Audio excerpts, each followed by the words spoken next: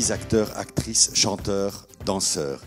Et voilà, cette particularité des acteurs, ce sera des acteurs belges, mais aussi des acteurs congolais et des acteurs camerounais, parce que moi, ça fait 20 ans maintenant que je vis des aventures régulièrement en Afrique subsaharienne. Ça a commencé au Sénégal, et puis au Cameroun, et puis au Burkina Faso, et puis depuis quelques années maintenant au Congo RDC.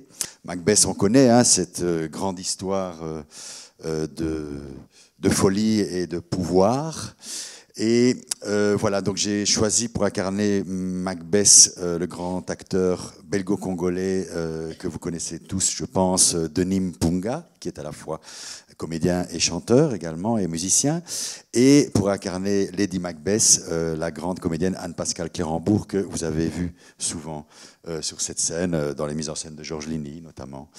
Voilà, Shakespeare écrit une pièce d'homme, où il donne aux femmes le rôle de la plus méchante de l'histoire de la littérature théâtrale, Lady Macbeth, 3 sorcières, et puis une petite femme qui va être assassinée sauvagement avec ses enfants, donc, dont il n'y a pas beaucoup d'intérêt en fait.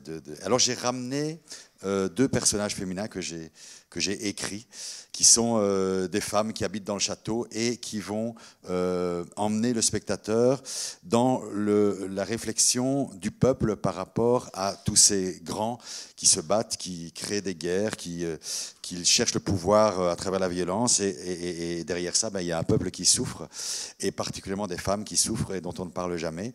Et puis, on va très vite voir que ces femmes, elles sont très drôles, elles sont dramatiques, mais aussi très drôles, parce qu'elles voient ça avec leur regard populaire.